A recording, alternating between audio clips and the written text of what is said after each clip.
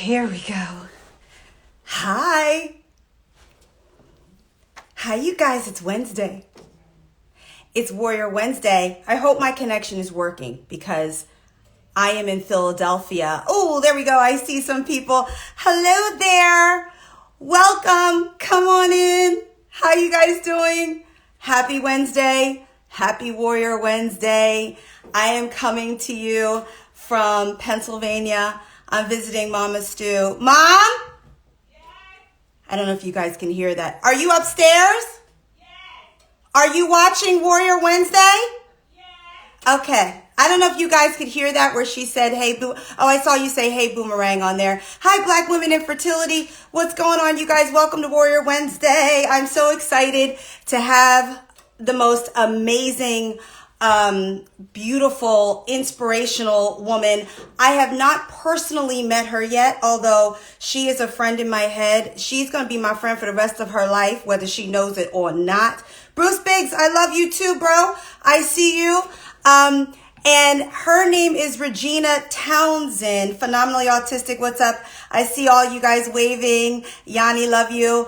And Regina Townsend, she is the founder of an amazing blog site called The Broken Brown Egg.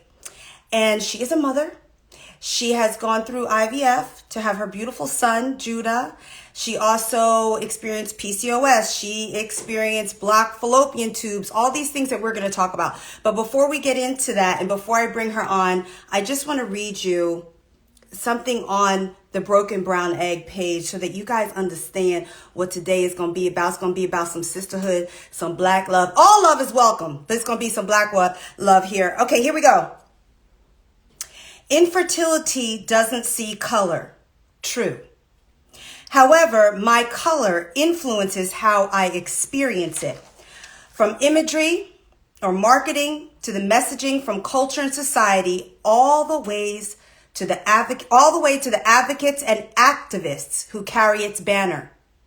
In this often isolating and emotionally draining journey, it can be a much needed encouragement to see someone who reflects you. I'm Regina, and I work to help provide that reflection. That is Regina Townsend. And another thing that she said that I absolutely love is, you guys listen to this, infertility is lonely enough without feeling like a minority inside of a minority.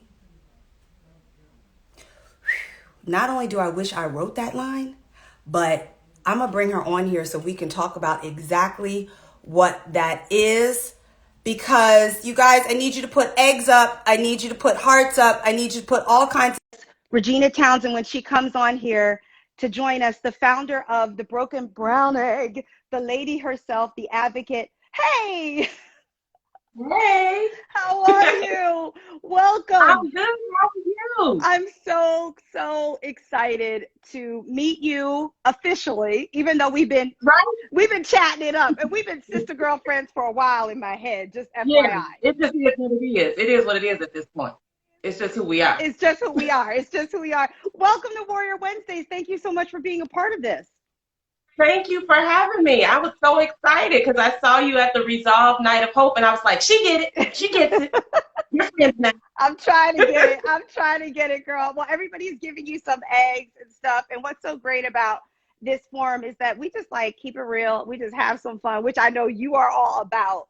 And to what I just said about your quote, and I'm going to read it again because I want to talk to you a little bit about that before we get into your personal story about being a Black woman in this world, and specifically being a Black woman that has a platform in the world that's created the Broken Brown Egg that other women are going to for encouragement. The quote that you said, infertility is lonely enough without feeling like a minority inside of a minority, just touched me in so many places. Can you talk a little bit about what that means to you, how that came about, and your journey as a Black woman in the world of infertility? Yeah, so the thing with the feeling like a minority inside of a minority, when I started the Broken Brown Egg, I was a part of an online community called Chocolate Brides, founded by Keisha Monk. She's a DJ and a voiceover talent. And she started chocolate brides because there was no imagery of Black women in the wedding industry. We weren't on the cover of bridal magazines. We weren't in any of the wedding movies. You didn't see us. So here I am in this big forum, pre-Facebook, let me date myself, where we were talking about how, you know, you go to some other wedding websites and you're like, dang, am I supposed to be here? I'm the only one that looks like me. Mm-hmm. So now here I am in this smaller subgroup. And now when we're talking about infertility, we're an even smaller subgroup in the subgroup. Mm-hmm. And I just got so angry at the feeling that I didn't cause this. You didn't cause this. We shouldn't feel like, on top of all the other weight of being a Black woman and dealing with all of these other stereotypes and things, now on top of that, I'm supposed to feel guilty about something that I didn't even cause, didn't know about, nobody told me about. Right. It was ridiculous. Right, right. And so you started, so tell me, because you probably get this question a lot in interviews, because I do as well, about when we're talking about infertility in general, and then it goes over to, so what's it like for Black women, and how does it feel for you to be a Black woman on this platform? And what's interesting for my story, and those that know it out there, I froze my egg, so I had the egg retrieval. So I went through the first steps of IVF without the actual implantation of an embryo. And I didn't choose, like you said, I didn't choose this. I didn't choose this path. I didn't choose this way to go about having a child. This is something that happened, and I took the steps that I needed to take because I want to be a mother. But the actual talking about it, it happened to me because when I called the embryologist, they said to me, you're not the only woman that calls here panicking. And there was something about knowing that I am amongst women that are panicking about their fertility that made me mad, to your point. And so I did what I could in my community, but now I'm here. Talk to me about specifically your mission with the broken brown egg, that it is for women, but it is specifically geared to the African-American experience. So talk to me about the conception of that and how you came about. Yeah, so I was looking for, like I said, I was on Chocolate Brides, and there were a couple of women who said, because we would stick around there, like I said, this was before Facebook. So we were looking for community. And we would stay after we got married, and we'd have journals, and then some people would talk about their pregnancy journal, and then there were a couple who talked about infertility, and I was like, wow, I hope that works out for them. I'm really sorry to hear that. Thinking still, that's very rare for Black people, because I didn't know. And meanwhile, I was having periods that lasted upwards of 30 days, upwards of 40 days, upwards of 50 days. I was sitting in the emergency room wondering why my period wouldn't stop, not connecting the dots that there was something wrong, and not just what the doctors were telling me, which was, well, lose weight, and here's some birth control pills, and maybe if you eat. Nobody was actually saying, or they were telling me it was my thyroid. So once I started looking into all of that and realizing there's something actually going on here, and then I started to look for information, I didn't see anybody that looked like me. And I was so frustrated because while there were plenty of blogs, none of them looked like me. And when you don't see yourself, you start to feel like, do I belong here? Am I even worse off than I thought? Because I don't see anybody that reflects what I'm dealing with, or the stereotype that IVF was so out of reach and out of touch for Black women because we, one, didn't need it, but two, we couldn't afford it. So all of those things, and I got so angry by not finding anybody that looked like me that I was like, I'm just gonna talk about it because somebody gotta talk. Amen. And I hate feeling stifled. Like my mom will tell you, I was the MC at my kindergarten graduation. That's how much I love to talk. So when I feel like I can't say what I want to say, I get so upset. And I was so stifled and felt like, why can't I say what I want to say without feeling like I'm going to be embarrassed or ashamed or that this is my fault? And one day I just went on Facebook and I just started writing. You know that auntie who always had the sleepovers and always took y'all to Great America and all of that? Maybe she couldn't have kids. Or I started to say, stop asking people when they're going to get pregnant. That's none of your, like, I just started to say it because I needed to get it out. And then I started getting these messages from people that were like, thank you. I wanted to say that and I couldn't say it. I didn't know how to say it. And I told my husband at that time, we were about to reach our 5th anniversary. And I told him, I want to do something that is for other people that are dealing with this. So I started writing, and I told my husband I wanted to do an event. And so I started blogging, and I started just saying what was happening to me.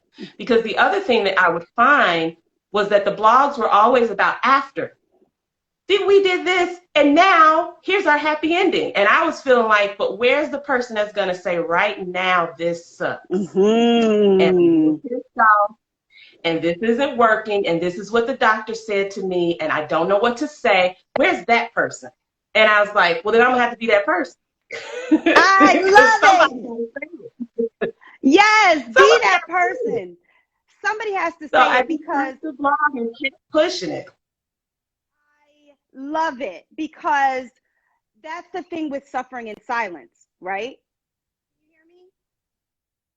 Can you hear me? A little bit. You guys froze for a second. A little bit. Is it a little weird? Okay, you're back. Am I back? Okay. That's the thing with suffering in silence, right? Is that, you know, and especially in the African American community, is that there's so many myths that Black women are fertile, that there's nothing to worry about, you know, that you're going to be fine when it's your time, all of those things. And we are not really educated about pre-existing conditions like fibroids, like endometriosis, like PCOS, all the things that we get sometimes even 2 times more likely to have than white women. So when we see white women in the infertility space, and we don't see ourselves talking in the infertility space, we really feel isolated when we're going through a moment, because we think we're the only brown girl that has this issue. So I just want to say thank you to you for being a pioneer of such work, especially when you were going through it on your own, because and with your husband, because it's so brave for you to get transparent that way right within the community while you're going through it, because more of us need to be talking like this so that we know we are not alone. And it's more normal that somebody might have an issue, whether it's a woman or whether it's male factor infertility, than abnormal. And we don't really express that. So let's go into your personal story, to your baby boy. So periods were lasting 30 plus days. Now that could be fibroids. That could be a number of things. Now you guys, Regina and I are not medical experts. We are not doctors. We are not scientists. We are women that have been through what we've been through, and we speak from our perspective. So what was the scoop on that, girl? So 30 days with a period, what happened? Driving me nuts, driving me insane, and then going to work, and you're expected to be at work and be, you know, and then in most of those spaces, you're the only Black person there too. So now you can't look tired, you can't fall behind, you can't do any of those things, because then you're the Black person that's lazy. But you also can't talk about this because there's a stigma. So you're just kind of stuck.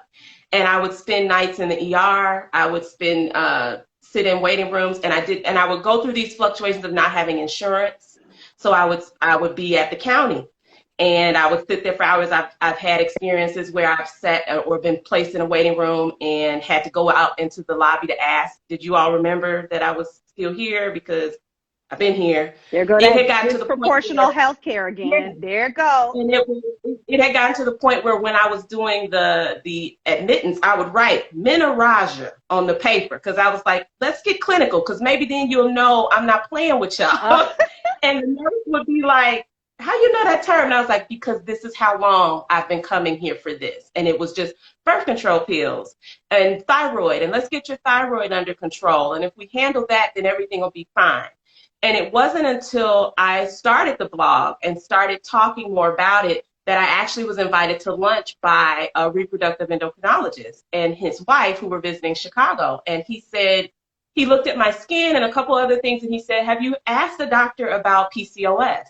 Because there are some skin things that happen with Black women that are indicators of PCOS, and that affects your weight, that can affect your period, that can affect all of that. Now, before we go on, let's just tell, I didn't mean to interrupt you, but before we go on, for those that are there, PCOS is polycystic ovarian syndrome. So that's what she's referring to, polycystic ovarian syndrome. That's PCOS. Okay, please continue. So he's telling you, the doctor's telling you, in Black women specifically, there are some skin issues that could be an indicator of that. I know that Kiki Palmer just came out actually with a PCOS Yes. post about some of the acne on her skin and explain that Mm-hmm. it's PCOS. So please continue so that we can learn more about that. Yeah, and so he told me to check with my doctor. I had just got new insurance, got a new doctor. I was like, yes, I'm gonna get an answer. And I went and I told her I thought it was PCOS, and she laughed. And she was like, everybody's got Google these days and they think Wow. they know. It's not that because you don't have any cysts on your ovaries. And at this point, I had been in the game for a little while, and I was so flabbergasted in the moment that I didn't know what to say. But when I got home, I was so angry and felt dismissed. And when I called to make a follow-up appointment, she wasn't available. And I first was going to respond to her, but then I said, is anybody else available?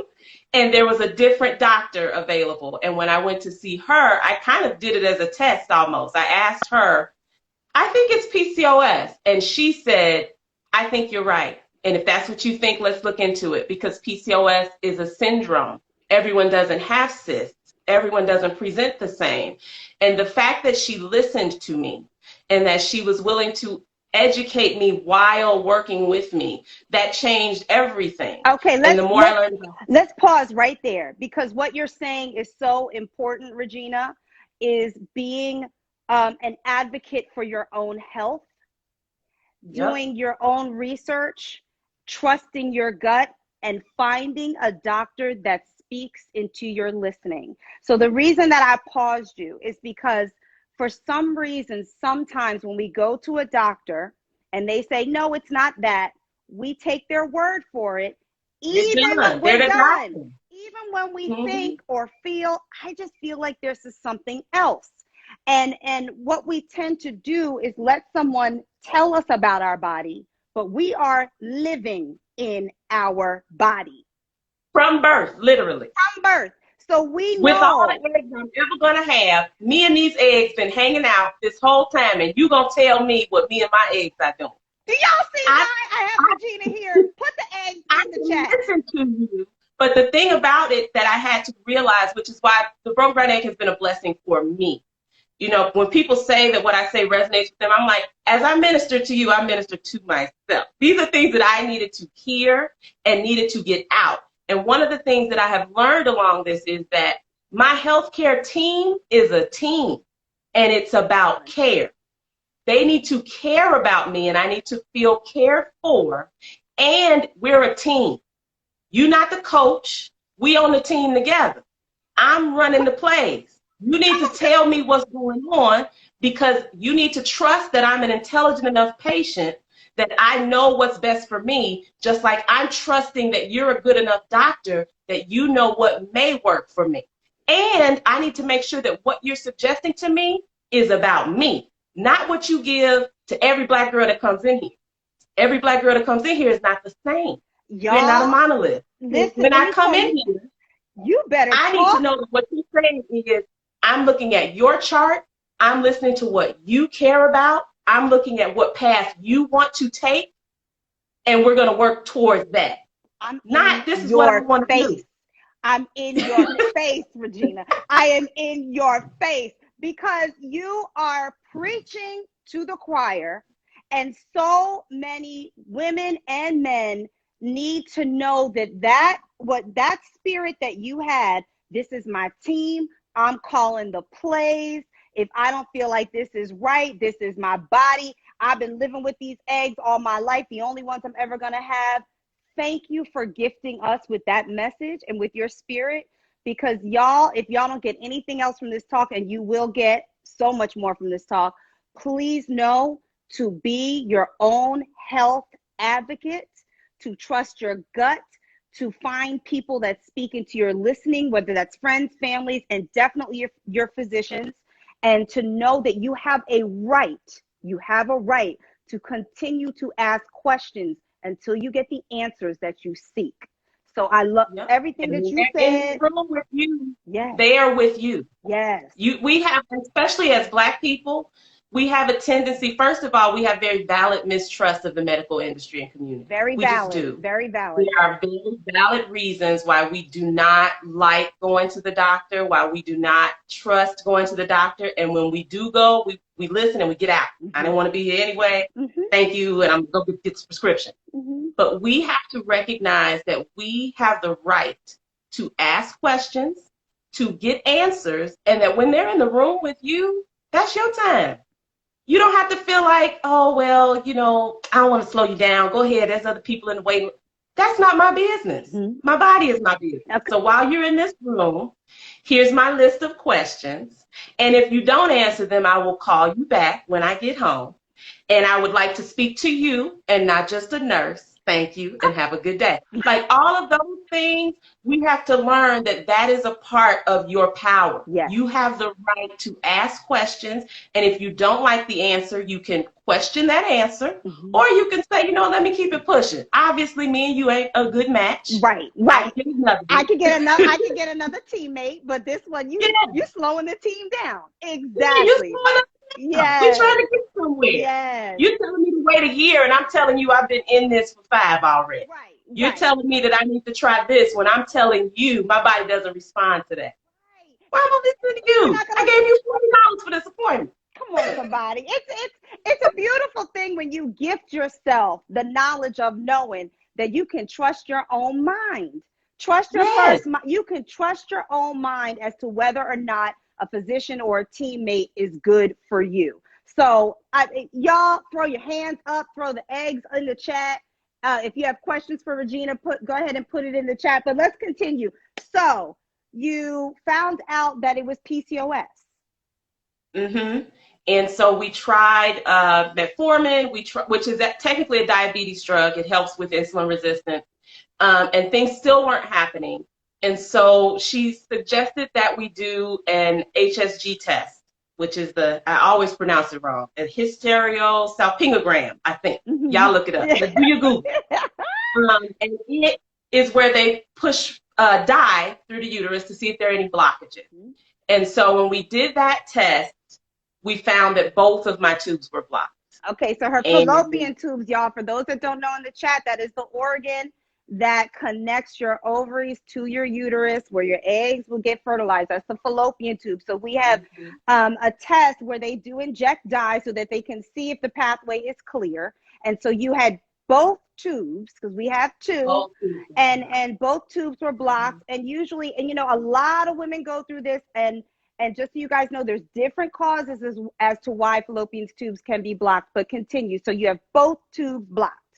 Okay. Yes, and a further testament to choosing a good teammate is that when she was pushing the dye, she came to the foot of the bed and she said, Regina, you did everything you could do. You went as far as you could go. I know you don't want to do IVF, but that's the route that I think is going to be best, and we're going to move on from this. But you didn't know that you did everything you could do. And that meant so much to me in the moment, because that's really where my feelings were right there, was I'm broken. My body doesn't work, and I didn't even know how I broke it. I have this really expensive piece of machinery, and I crashed it, and I don't know when and where I crashed it. And so for someone to tell me, this isn't your fault, you didn't do this, and you can work around it, and we're going to keep moving, that was the most important thing that I could have at that moment. And so she gave me a referral, and I went to one of the fertility centers here. And then they started laying everything out. And we found out that it was not just my tubes. It was also my husband had some issues as well. And then they started laying out the cost.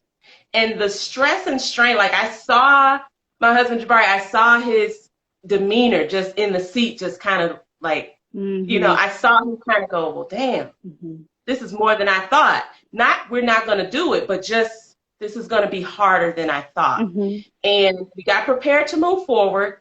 And then I got an email from my job, and they said that they were changing insurance and my fertility center was no longer covered. And I was like, well, now what do I do? And in the meantime, we got a call from a relative who said that she was pregnant and didn't think she'd be able to parent. And she wanted to know if we'd be willing to step in.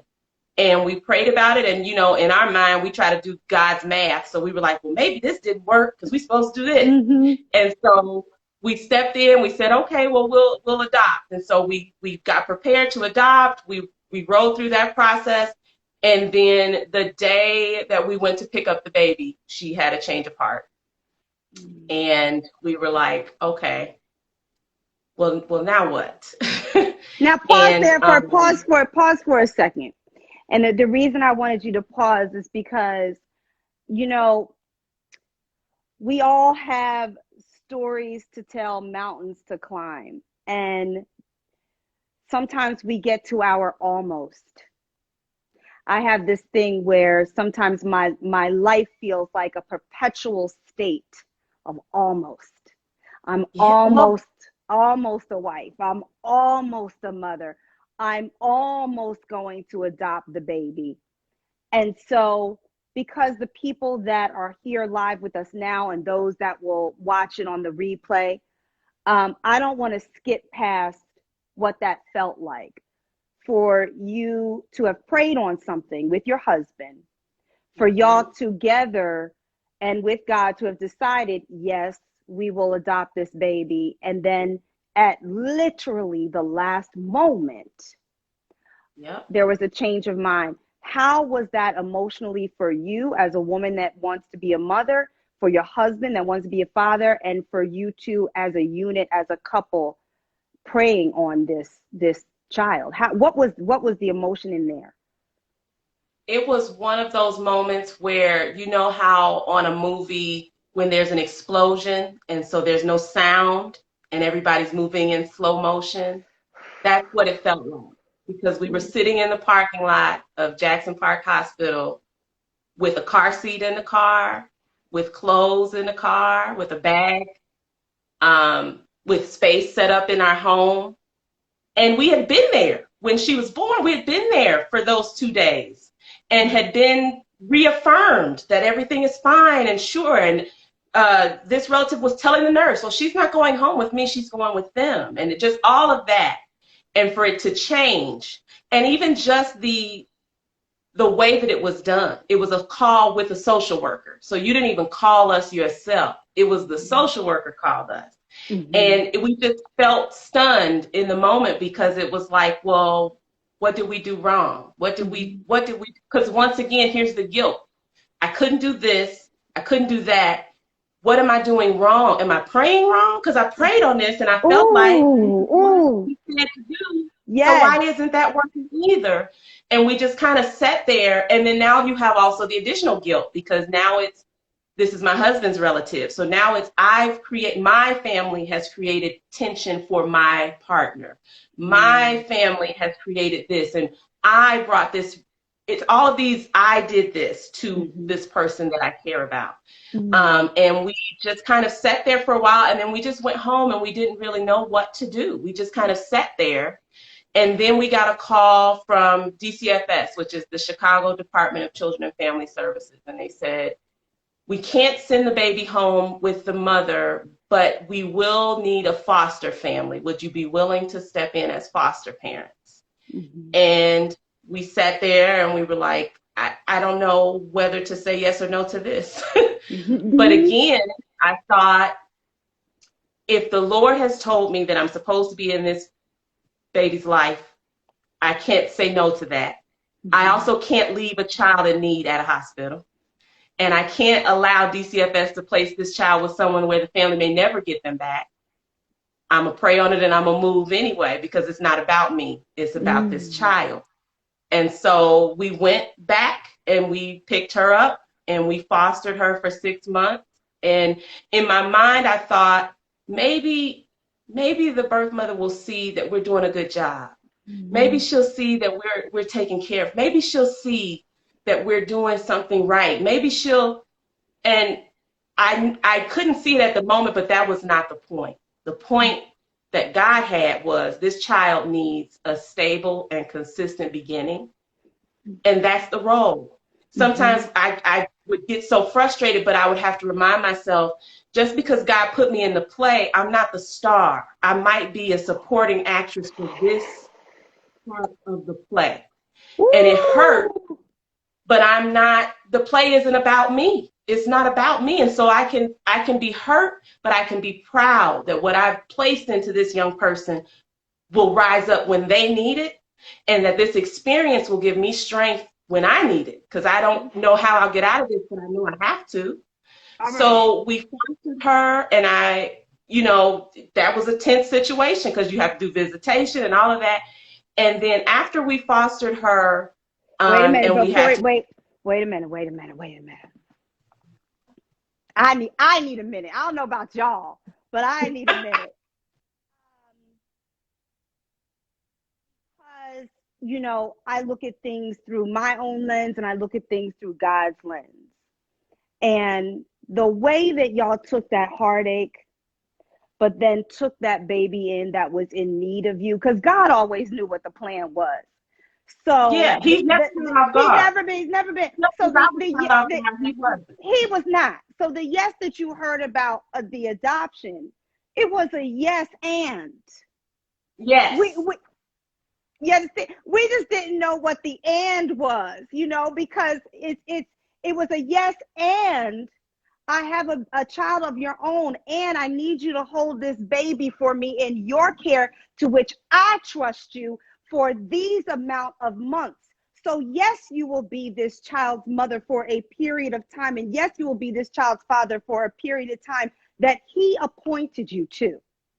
And for y'all to have been in the midst of heartbreak, physically, emotionally, and still say yes and obey God in that moment is nothing short of miraculous right there. So I just got to give it to you. It's talking to you is a gift. And so I would not be doing my job to not pause and take in the amazingness that is you and your husband for what you have done, because what you are showing us, I'm not a parent yet. I still want to be a mom. And so what you are gifting me just by sharing that story is the many ways by which it can happen. Even if it happened for 6 months, it's a blessing in that moment, because that baby needed you and you needed her for that time. So God bless y'all, and God bless her wherever she is in this world. But that's a beautiful moment. Okay. I'm crying on Wednesday, but that's normal. So it's good tears. It's good tears, because you know what? We don't get a job that God doesn't give us the tools to do. No. He built and nothing you you do for children is ever wasted. And I try to give myself the grace of being angry. I try to give myself the grace of also enjoying the moments with her that we had, and being proud of the fact that when she went to those visitations, she was dressed to the T. She was learning. We were reading to her. There was nothing you could say that was in any way going to look as though we were going to treat that child any differently than we would have had we adopted her. And that was more for us showing who we were, because infertility in itself makes you question who you are. Mm-hmm. This is what I thought I was good at. This is, especially if you're a person who's successful in other things, you think, well, I'm going to knock this out. This is nothing. Right. And then infertility be like, no, you're not in charge. Yes. That's cute that you think you're in charge, but you're not. Wow. And so for us, we had so many moments of who am I anymore? And what am I? And who are we? And what do we want to be? And what even is this? Right. Because also when you're doing those visits, I couldn't go. I couldn't sit in that room and I didn't know who I could be in that room. Right. So the stress of him having to take this child to these visitations with this relative, sit there and deal with that, the strain that was putting on us as a couple was only fortified by God saying, but I have something else for you. I have something else for you. And we were so trying to do the right thing while also kind of holding each other up. And this is not to say that those things were perfect. There were a lot of things. Like even when we had to turn her back over that next day, I wanted to spend time together. he needed to be apart. Ah. And I remember feeling so abandoned in that moment. Mm-hmm. But that's, again, we had to learn that this thing has been a level of grief from the minute we realized what it was. Ooh. And so we've had to teach ourselves about grieving, about how to allow the other person to grieve, about how to respect what you need and communicate what you need. And we then went into this phase of, I felt like, okay, well, this what I'm finna do, because, and I had to come to this place with God of like, I'm listening to you, but I'm mad at you. Okay. And I'm gonna start telling you I'm mad at you. Okay. I got there this morning. I got there this morning. Yes. I'm gonna let you know exactly when I'm done with Regina, Lord. I'm gonna let you know exactly what I'm pissed about. But yes, because the truth is, in my faith, and it doesn't have to be everybody's, but in my faith, if I believe that the Lord hears and knows all, He already knows. He knows I'm angry. He knows. He already knows. Yeah. And in many cases, He's waiting for me to tell Him so that He can show me I'm the only one that can fix what you're mad about anyway. So I had to get to a point where I was like, okay, look, I'm real upset. And then He started to show me where there were pieces and where there were things that I had already set up by being obedient in the first place, by starting the blog in the first place, by taking infertility as a conversation to a larger realm. Mm-hmm. Because as a librarian, which is what I am professionally, I was doing Infertility Awareness Week at the library because I felt like we're about education. It's a library. We should be educating people about this. And so I would have these panels, and I invited Reverend Gunn, who's the founder of Fertility for Color Girls. Yes. I invited Michelle Hughes. She's an adoption attorney here. I have representatives from DCFS to talk about foster care and adoption. And I also had a reproductive endocrinologist who I met by having the broken brown egg.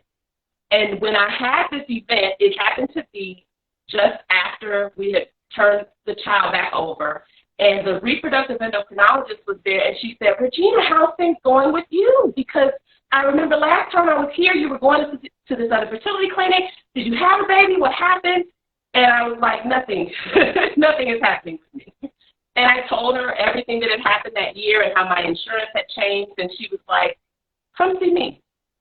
Because I'm with your insurance. Because you need to get over you talk about being just like right at the precipice all the time.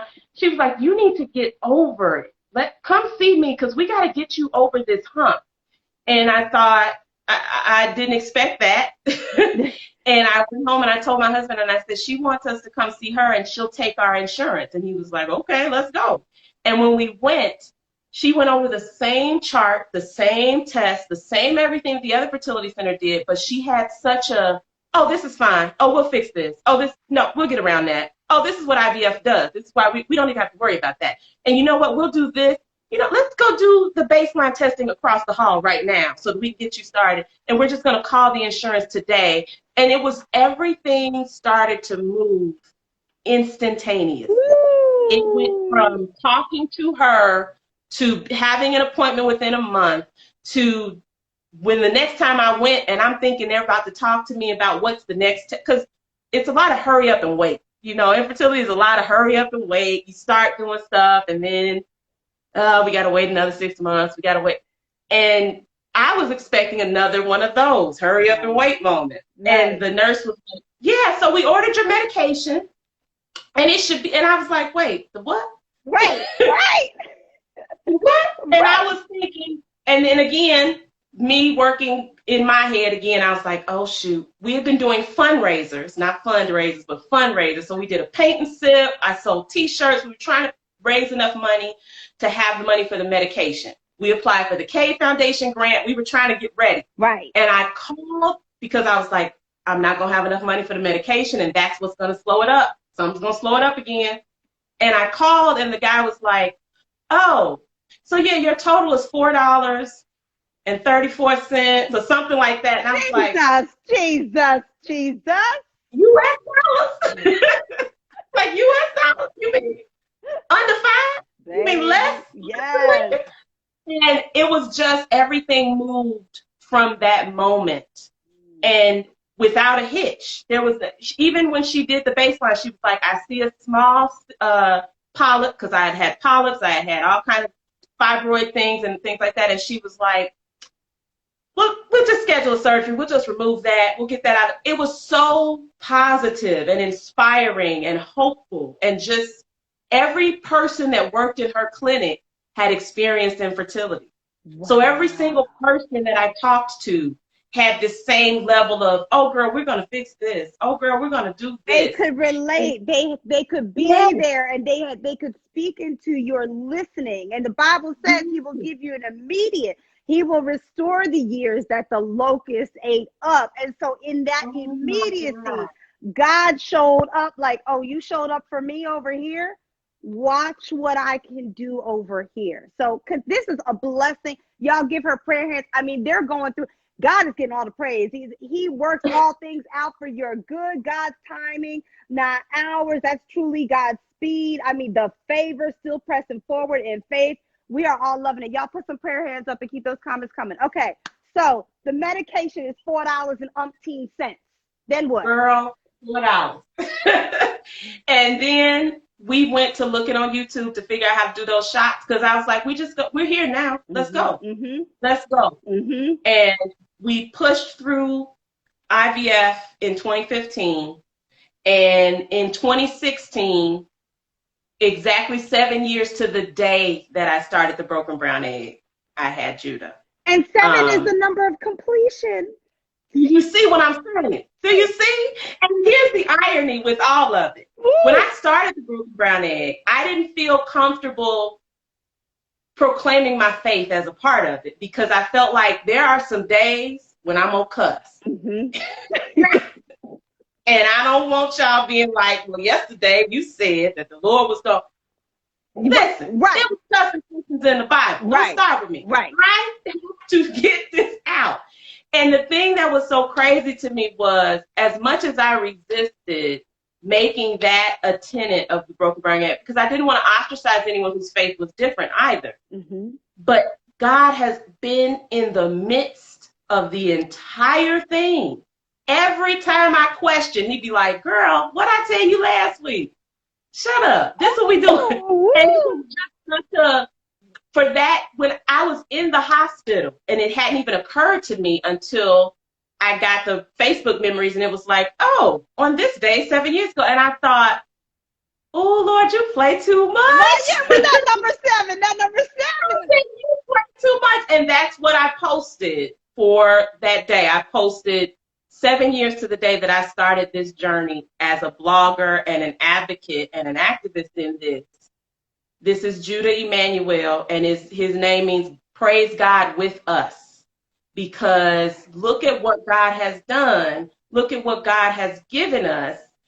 And now when he spends his weekends, because during COVID, on the weekends, Judah don't have time for us. So he goes to his Nana. Right, he got to do. Right. He'd be like, look, girl, enjoy your weekend. I'm going to see Nana. Right. And when he goes to Nana's house, the cousin that's there playing with him is that baby. Wait, Regina, wait a minute. Wait, let me leave. Hold on. Did y'all catch what she just threw? So wait a second. When he goes to Nana's house to play, one of the babies that he plays with is the baby that you fostered and was going to adopt. The baby that you fostered for 6 months is now playing with your child that God gave you. Love each other. Hugged up. She picks him up. They sit together.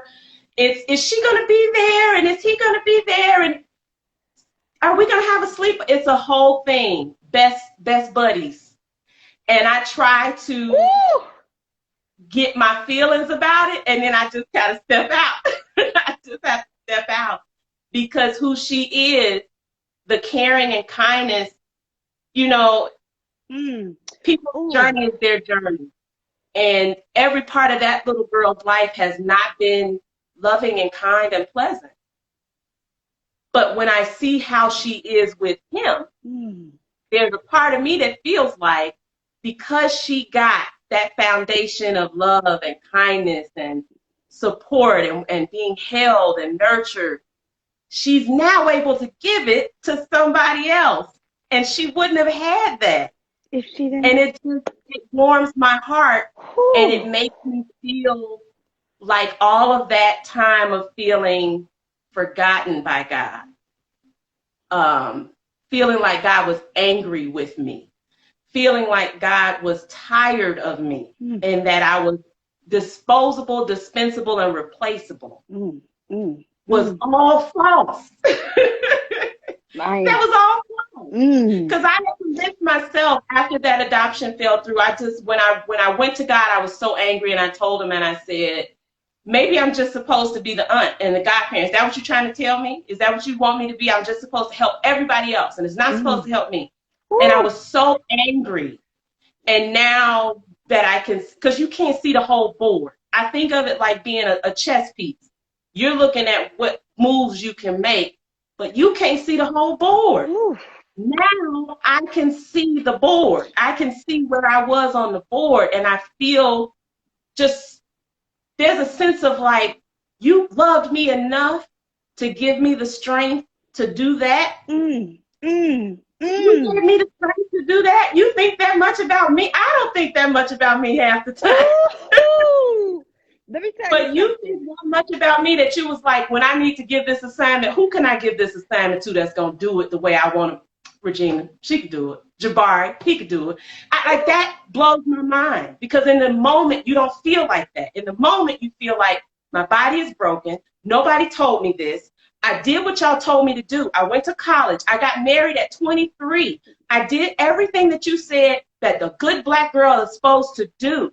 I got the job. I work with kids. I'm kind. I'm this, I'm that. And nobody in the middle of that said, but that doesn't mean everything's going to work out the way you want it to. Right. Nobody said that. Nobody said that. So now I'm like, well, what do I do? Because what did I do wrong? Or why is God angry with me? Or who am I? You start to question yourself. Like, maybe I'm not as good a person as I thought I was. Maybe I didn't do that right. Maybe I shouldn't. And you're just frustrated and grieving all the time. You're grieving as you grieve. During this time, I lost relatives. I've lost people, and I would feel like my grandfather was getting old. And I kept feeling like my grandfather's going to die. He's never going to see me with kids. Like, those kind of things kept hitting me. And then you get up and go to work, and people want you to be normal and act right. And then you look at the news and things are happening to Black people, and you think, do I have the right to bring a child here where they don't even care about it? You start to question all of those things. Let me tell you something. I just listen, everybody, I know everybody that's watching right now is not well in terms of we crying. Okay. I'm supposed to host, and I'm supposed to stay a certain amount of, composure, but I can't, because what y'all don't know is that when I text Regina before we got on, I was like, are you good? Do you need anything? She said, no, I just want somebody to be blessed. So I said, amen. You are blessing me, because what you are describing in terms of I did everything right, and I've done all these things and it's not happening yet, or, why is it going like this, is how I feel in the moment right now. I did not choose this platform. It chose me. Yep. I did not choose to have to go freeze my eggs. It was something that was my only option at the time.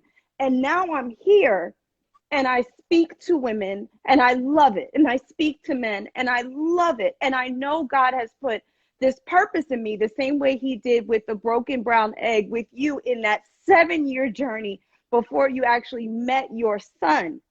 But there are days where I don't know what to say to y'all, because I'm upset, I'm mad, I'm frustrated, and I feel like it'll never happen for me. And I have to go online every Wednesday and say, Warrior Wednesday, here I come. But on Tuesday night or Wednesday morning, I don't feel like it, because I don't have happy news to share yet again.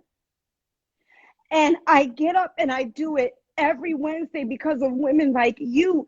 I don't do it because I feel like I am saying something to y'all that's going to change your life. It's because y'all are saying things to me that changes mine. And I just want to thank you, Regina, because what you just expressed is the reality of what it feels like to be in the journey. And when people interview me, different websites or television about, so what are you going to do with your eggs? And how do you stay so positive? And, you know, I say, I don't stay so positive. And some days I got to be honest and say, I don't feel like doing this. Some days I got to say, I don't think God is ever going to do it for me. I think those eggs are going to stay in that freezer for the next 10 years and 10 years and 10 years after that. They may never get yet. Like some days I don't see the vision.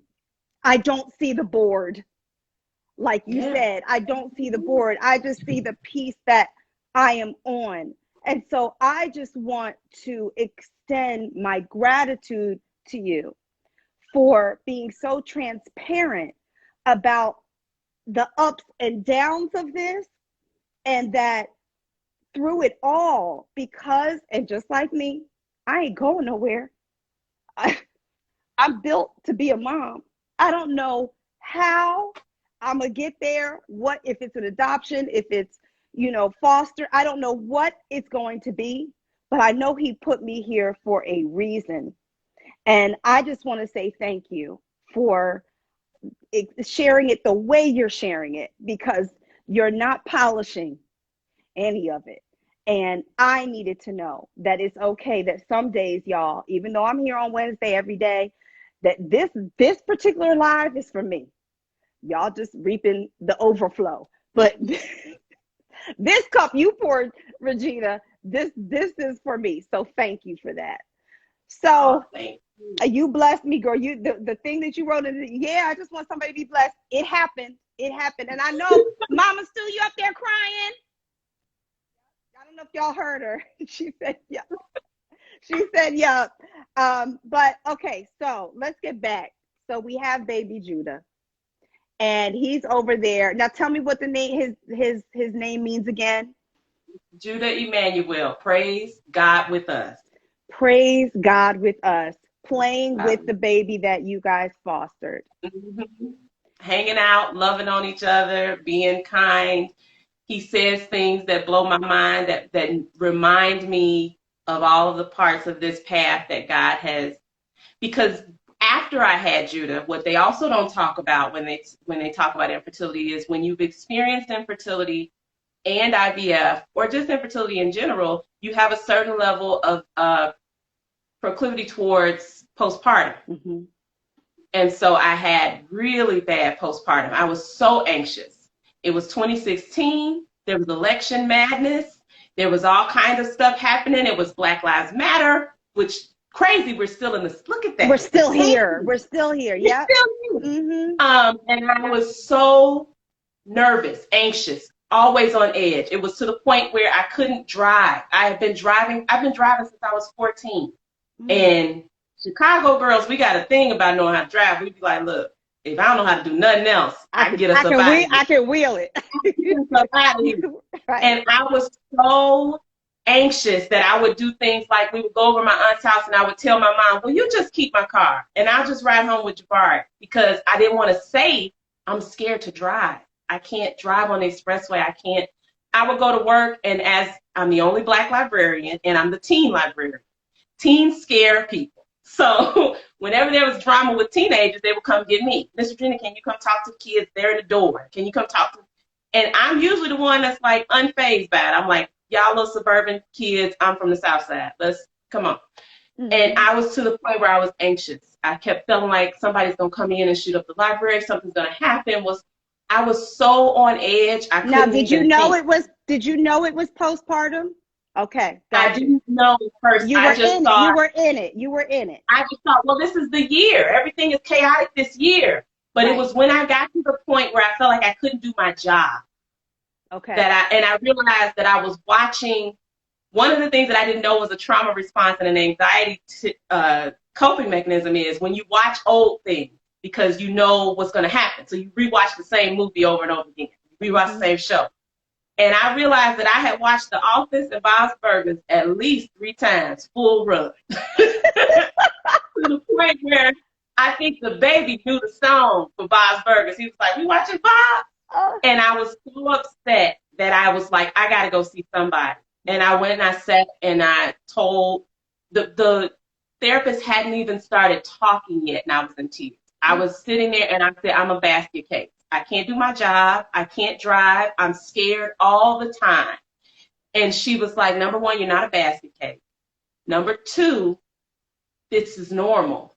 I thought postpartum was when you first have the baby. Right. Come to find out, postpartum is from birth through 3 years old. So I'm thinking, well, I had him already. And you also, after dealing with infertility, you feel like I can't say that I'm not having the best time ever. Right, because I went through all of this. So who could I be to say I'm upset?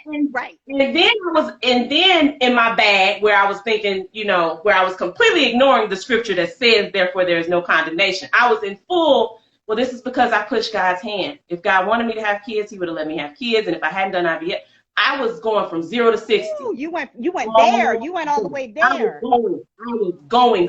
Yeah. And she was like, number one, you're not a basket case. Number two, this is normal. Right. And number three, let's talk about it. It's not, there's nothing wrong with you for needing to come and talk to somebody. It doesn't take away your right to be his mom, because I was feeling like that. Like I gave him a broken mother. I did something wrong. And then I started to look at that and I got angry again because I realized that while we're talking about health, we're leaving out this whole part. Reproductive health is health. Mental health is health. It's health. Honey, I was at my therapist this morning. Yes. If somebody has cancer, you're not going to tell them, well, relax. Well, why don't you wait? Well, why don't you pray more and it'll go away? No, you're going to tell them, go to the doctor. Right. We got to see about this. Get some help. There are steps and things we have to do. So you went into the mental health part of this, because that is on. Y'all, if you haven't visited thebrokenbrownegg.com, you need to. Regina has a portion of it devoted to mental health. And it's so important because throughout life in general, I have my therapy session this morning on Skype. I don't play with my mental health. I got to keep it together. That's why I allow myself to tell y'all the truth, because I'm healthy enough to know I can survive my truth. You know what I mean? And so, but talk to us more about the mental health aspect as it relates to the blog, and why you felt the need to say, wait a minute, we got to talk about this for real. Yeah, because it was leaving out, once again, part of the conversation. It has to be a balanced conversation where we're explaining and expressing that, number one, Black women and men are impacted 2 times more than other people, and that this is bigger than babies. We are doing a disservice to everyone when we only talk about the baby, because somebody can do IVF and not get the baby. You can do all of this stuff and still not have the baby, but who will you be at the end of it if you let this thing run you ragged? And if we continue to perpetuate those myths and stereotypes, we're a part of the problem. And we're helping people into their panic. We're helping people into their sadness and isolation. So what I feel my job is to advocate, is to say, nope, going to therapy Tuesday. I put it right on Facebook a lot. I'll be like, y'all got therapists yet? Just because we have to normalize the conversation. We should not be so comfortable talking about things that are frivolous and inconsequential, and then sitting in a corner silent, thinking about the things that we should be talking about. That's stupid. And that is not how you encourage and build a community. And right now, while we're trying to build, especially the Black community, we need to include the fact that we can't do that and be in tatters. I can't be the strong Black woman while my anxiety is getting the best of me. That ain't how it works. I have to have a team, and that team includes my mental health professional. It includes my family that I feel I can talk to. It includes me talking to my 13-year-old niece. It includes me talking to my 16-year-old goddaughter and saying, your period shouldn't look, that's not how that's supposed to go. That's not how it's supposed to go. It's not supposed to feel that way. That's right. Yeah, you're missing school for that? No. Let's go talk. Something's wrong. Right. If you feel like you're dieting and that's not working, then maybe the diet is not the issue. Let's talk about PCOS. Let's talk about this. Ooh. Let's talk about that. If you're upset and angry, let's talk about your mental health, because depression also looks like I'm irritated. Depression also looks like I'm tired. Also looks like I'm eating everything in the house. Depression doesn't just look like people think it does. Right. I go to work a lot, and I'm the put on the positive person, and this is what we need to do. And I'm in the car at lunch going, Lord, if you could see your way to keep me from losing my mind. Yes. I would really appreciate it. But we don't talk about these things. And I've had to really learn to self-advocate, whereas now when I call my job or when I send an email to my boss, I just say, I am taking this day for my mental health. I'll be back on this day. Not what we were taught as Black people, which is, girl, you don't lose that good job. Don't you do that. You don't let them white people see you stressed. Don't let them. I am taking this day for my mental health. I'll be back on this day. Here's what I'll do when I get back. Not, can I have this day? I am taking this day. Right. I'll be back here. Because if I can't do what I need to do, I ain't no good to you no way. And if I'm so stressed that I can't hardly think, I need the day. I need the day. If you can't do your job, why are you there? So you have to do the first job, which is operating this big piece of machinery, because it's the only one you've got. That's it. This is the one. You have the only you that there's ever going to be. You're responsible for it. You get to live in it. It's a privilege, and you should be taking care of it. And that includes your mind. My aunt used to say, it's real hard to lose your mind. Because she was like, you're working so hard at it. So she'd be like, it's real hard to lose your mind. You just got to try to keep it. You got to try to keep it. You got to try to keep it. And I really work hard at that. And I've made transparency a part of my self-care. If I'm not feeling my best, I will say that. I'm not doing good right now. I need a break. Yeah. I need some rest. Yeah. Because that is modeling to other people that they have permission to advocate for themselves. Yes. Self-care is not just yoga and candles. Self-care is saying no. Yeah, it's saying no and understanding that there is nothing wrong with you guys, for seeking help, for wanting help, for getting help. It's the best thing that I have ever done for myself. It is a bi-weekly thing for me. I'm on a schedule. It's not like, oh, I get a problem and then I'm going to go to my therapist. No, as you spoke earlier, he's part of the team. He's part of the team every other week that I need to check in with me. How am I doing? And today we had a year anniversary. We talked about growth, all the ways that I grew in this year of therapy with him. And I think I posted something, you guys, where I said my Woman Crush Wednesday is myself and all the growth that I done slayed this year. So hey, you know what I mean? Give yourself the gift of your physical health and your mental health. And as Regina is saying, normalize it. You don't have to ask for it. You state it unapologetically. Give yourself the gift of knowing you deserve to be healthy as a full human being. Full body, mind, and soul, a full authentic person. So you can really walk. They will, I hate to break it to you, as wonderful and unique as you are, that job will replace you before amen, amen, and amen. But you got obituary hits the news, they'll be like, and then we hired this person to take on the role. Exactly. So the least you can do is take care of you. They might love you. That's not saying that you don't have a job that loves you, cares for you, thinks you're the best thing, but it's a job. Yes. And the job as the show must go on. Mm-hmm. They're not going to run me into the ground. Infertility already tried that. You said infertility already tried that. You ain't going to let nobody else. It already tried that. I ain't going. At this point, I'm like, what is important to me is making sure that nobody else feels as alone and broken and discarded and forgotten in any of those areas as I felt. Because in all of those things, the thing about grieving is grief is lonely.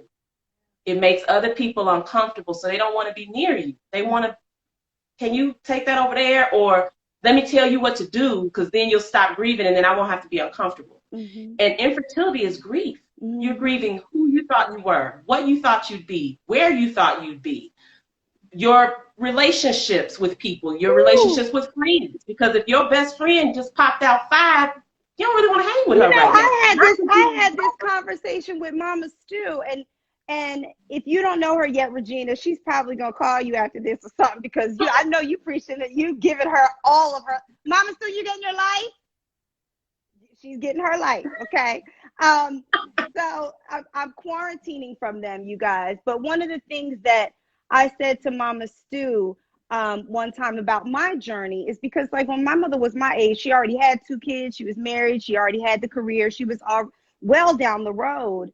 And one of the things that I said to her was, I have to mourn the fact that it hasn't happened yet, and it hasn't happened the way that I wanted it to happen. To your point of grief, I couldn't articulate it the way you just beautifully did at the time, because I didn't know what was going on inside of me, only that I felt like so much grief. And I felt like if I didn't mourn, and this was while I was, going to freeze my eggs, and after I was going to freeze my eggs, and after they were in the freezer, I was still mourning the fact that I had to do it. Not have to do this in the first place. That I had to do this in the first place. I don't get that. There are moments where I still feel grief over. I will never know what it's like to just think, I feel kind of funny. Maybe I'll take a test. That's never going to be my story. Right. I'm never going to have a pregnancy that's a surprise or this pleasant. There's so many supporting characters in it. I don't get to just kind of like, oh, that's not how things work for me. And I have to grieve that. I have to grieve the age difference. My mom had me when she was 21, 22. So my mom is my best friend. Mm-hmm. Judah is 34 years younger than me, So like when I look at things like that, I'm grieving that too. I'm grieving, how long it'll be, how old I'll be. I'm thinking about all of those things. Mm-hmm. And it's grieving every single day, all day. Yeah. And you get caught off guard. That's the other thing. There are triggers. Yeah. When you lose someone tangibly that you've actually had and known, there are things that will trigger you, and so you can prepare yourself. Oh, we used to go to this park, so I don't go to that park. When it comes to infertility or wanting of a larger family, you don't know what's going to catch you. Mm-hmm. You're watching a movie, and you're fine, and then all of a sudden, bam, infertility plot. Mm-hmm. Where'd that come from? Mm-hmm. You're watching the TV show, boom, miscarriage. Wait a minute, this was supposed to be my pleasant Thursday evening. Right. You don't know when things are going to hit you. They just do. And it's like you're being pummeled all day. Mm-hmm. I would be at work, and I'm a teen librarian, but I would work in the children's department. And so Halloween, things that you don't even know will trigger you. Mm-hmm. Well, we have a Halloween parade. So here's 15 toddlers walking past with and there you go, right. Or back to school time, and everybody's posting there. Or you get triggered by things that make you angry. So when people start posting how much their kids are getting on their nerves, they start posting things like, well, y'all can come get my kids, they bad anyway. Or when they start saying things about not letting fathers see their kids, all of those things that you don't know are going to catch you. It's like just getting beat up all day long. Triggers.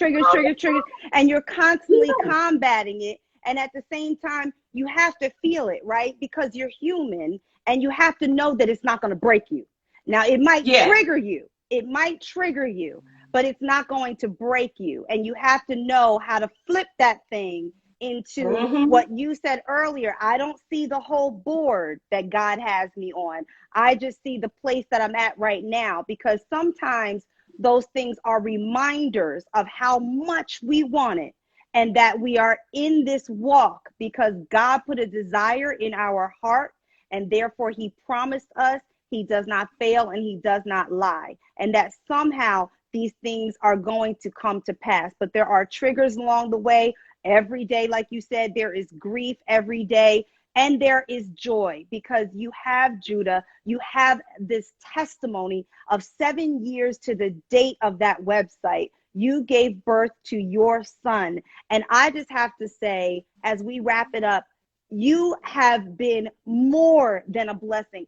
I don't know if there is a word in the English language for what you have been on this IG Live today, but girl, let me tell you, you have blessed me. If y'all don't give her some eggs and some hearts right now, I see I have a question coming in. I'm going to look at it, because the one thing that I do want to leave everybody with, because as a Black woman yourself, as a Black woman myself that is in the world of fertility, one of the things that I want to leave everybody with, and I'll look at the question beforehand, is to your point, we didn't know this was going to happen to us, right? And I also didn't know that I could get my AMH levels checked at any age. I didn't know I could get my FSH levels checked. I didn't know what an ovarian reserve was. I didn't know I had one. I didn't know I was born with as many eggs as I was ever going to have. There's so many women that are still wanting to have children that have no idea about their fertility, and assume, and hopefully rightfully so, but assume that everything is okay over here, but actually have no idea. And one of the reasons I spoke up is because I wish that this was the conversation I heard in my early 30s, so that I would have been more proactive. I would have gotten out of relationships that were dead-end zones quicker, because I didn't know I was giving away my best baby-making years when I was staying in those relationships. And I want to leave these women with like your 3 tips of what they need to be doing proactively, whether they're married or whether they're single, whatever it may be, to know about their fertility sooner. But I want to check to see if we have a question. Somebody says, any advice for women about to start their IVF cycle? Do you have any advice for women about to start their IVF cycle? I will say, find what makes you calm, because IVF is stressful, but it also is stressful because there's an inherent fear that we have of it. So I was always afraid of needles. I mean, my mom will tell you, she would take me to the doctor when I was like 5, and I'd be like, yeah, this is cute. Are there going to be shots? I don't like shots. I would tell the nurse, I don't like shots. She would be talking to me about something else, and I'd be like, right, but is there a needle in that?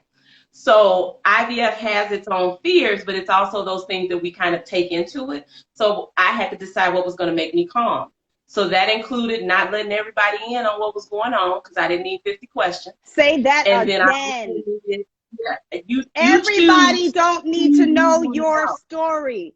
I have said this so many times. Your fertility story is yours. What you're going to do with your IVF cycle is your business. Only let in the people that you want to, that you trust, that will speak power into your life. What I do with my eggs is my business. Don't tell me what I should do.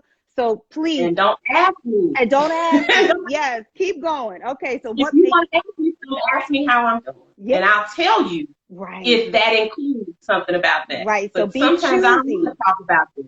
Right. I don't want this to be my whole life. Right. But I had to decide what was my calm. So for me, we would have a show to watch. I had my iPad, and I would watch, I think it was Parks and Rec maybe, or The Office, and or Bob's Burgers. And I would have that to watch, and we would have a countdown, and I would tell them do the countdown quiet, because I can't listen to that, and then I'm going to be nervous. And then after every shot, I'd have a treat. So it might be a Kit Kat, it might be a scoop of ice cream, something that said, you did it, girl, look at you. And I would also have, for every appointment, things like that I needed to just kind of, after every appointment, go to Target. After every appointment, go to Michael's. Something that where going doesn't have such a negative feeling, but it has a positive on the upswing. So that was those are the things that I really, really needed, was a routine that would make this not feel so daunting and terrifying. Because it is. Yeah. But you got to build your pieces into it. So because this is a part of your experience. Yeah. We don't think about it because we're so focused on what happens after. Yeah. But this if it's successful or not, this is a part of your journey to your child. Yes. So you want to take this in and think about it in a way of other people who do get those oops and surprise pregnancies. They don't know when they got pregnant. They don't know the moment. You have the beauty of knowing every single piece of that little person's life that you're going to have. So you got to look at it like that. Like, I get something special. I get the behind the scenes footage. Like, whatever you got to tell yourself to make you feel like this is actually a special and good thing. Yeah. And not, I'm so angry. Because that is, you start to feel angry. I'm mad I even had to do this part. Other people don't have to do this. Like, you get real upset. Yeah. But it's also like, I get to know every single embryo that whatever you have to do. All of it is part of your journey, you guys. Your anger, your grief. Somebody just said, I lost my embryos in my divorce and I missed them. I just realized that I am grieving the loss of 7 children. We love you, sis. And we grieve with you, and we understand. Like, Regina understands. We understand. And you have a right to your grief, and you have a right to your process, and get yourself the help that you need, and know that you are normal in this space, and all of those things. And there's joy on the other side. And even that is a part of her story. Even that is a part of the mountain that she will climb. So just keep climbing. And we love you. And so I just want to leave one tip, and then Regina, you leave one. I'm just going to say to the women out there that have not tried to get pregnant yet, get your AMH levels, which is your anti-Müllerian hormone levels, checked to find out about your ovarian reserve. I do not advocate necessarily for people to freeze their eggs or do all of that, because that's a personal decision. It's a physical decision. It's a financial decision. Like I said earlier, Regina and I are not doctors. We are women that have been through things. And so we are speaking from our personal experience. And what I will say is, had I known earlier, I would have made different choices. And I'm very glad that I froze my eggs. But what I advocate for is for women to go get tested with their ovarian reserve, for men to get semen analysis tested, so that you can plan ahead in a place of power and not panic. That is my goal for you. So Regina, do you have any last tips before we leave you and thank you 1,000 more times? There's so many things. That the one thing that I try to remind everyone is infertility is bigger than babies. Just keep that when you're struggling with this and you're trying to figure out what to do. This is bigger than the baby. This is you. This is a part of you. And you are bigger than your ability to parent, your desire to parent, your plans to parent. You're bigger than that. You were enough when you were made. That's it. That's all. All these other parts are accessories and side dishes. You're the entree. And so you can't lose sight of that just because things aren't working as fast or the way, or those things are going to hurt. Those things are going to be just hard to deal with. But it's so important that you don't lose yourself in the middle of all of this, because even if you become that parent, you want to be you. You want to be you. You want to be to that child however they come. Because Black people do adopt. Black people have always adopted. Black people have always been foster parents. We'll take in a cousin, a sister. We'll do always. It's who we are. We've always been in all of these different avenues towards parenting. So however being a parent comes to you, you want to take into that the beauty of yourself. So you can't lose yourself. And babies don't stay babies. They're going to grow up and they want to have the benefit of having a whole and authentic you. So just don't lose yourself in this, because it tries to steal so much from us. But snatch your stuff back. Snatch your, and that is listen. If that ain't the punchline, that's snatch yourself back. I truly can't thank you enough. We're friends, okay? Just so you know. It's a But I can't thank you enough for answering the call to come on Warrior Wednesdays Live, for being here, being so transparent, so open about everything from all of your experience, from the adoption and fostering to the grief to the baby coming to the mental health aspect. You have truly blessed so many people with this. Please continue to do the work that you do. If you ever need me, you know I got your back.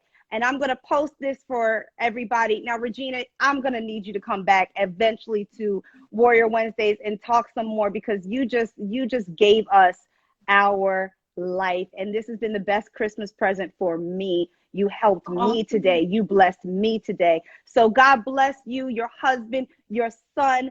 I can't wait for more stories from you, because you are just super amazing. So you guys, give her claps, give her eggs, give her hearts. Let her know thank you. We bless you, we honor you, and we thank you, Warrior. Thank you for being here. Thank you for having me. This is so much fun. Absolutely. You guys go follow Regina on Broken Brown Egg on Instagram, right? At Broken Brown Egg. And I need you to log on to the brokenbrownegg.com, to her site. Follow her right now. Share her message. Send her page to a friend. People need to know her, and they need to hear more about her. So I'm going to post this right now. Regina, I thank you. I thank you, sis. Thank you for having me, Kelly. It was beautiful to spend time with you. Beautiful time. All right. Love to the family. Merry Christmas. Merry Christmas. All right. Bye, love. Oh, my goodness. Bye. Bye, baby. You guys, that was so amazing. That was so amazing. I'm about to post it. Thank you so much for being here with me today. Thank you for joining Warrior Wednesday. I will continue to do it here from Mama Stu's home, as you can see. I hope you guys enjoyed it. I need you to send this to friends and family members that need to hear this message. One thing that I always say is leave no egg behind. So leave no egg behind. Go follow Regina at Broken Brown Egg, and check out her site at thebrokenbrownegg.com. I love you, Warriors, and I will see you next Wednesday. God bless. Mwah. Take care.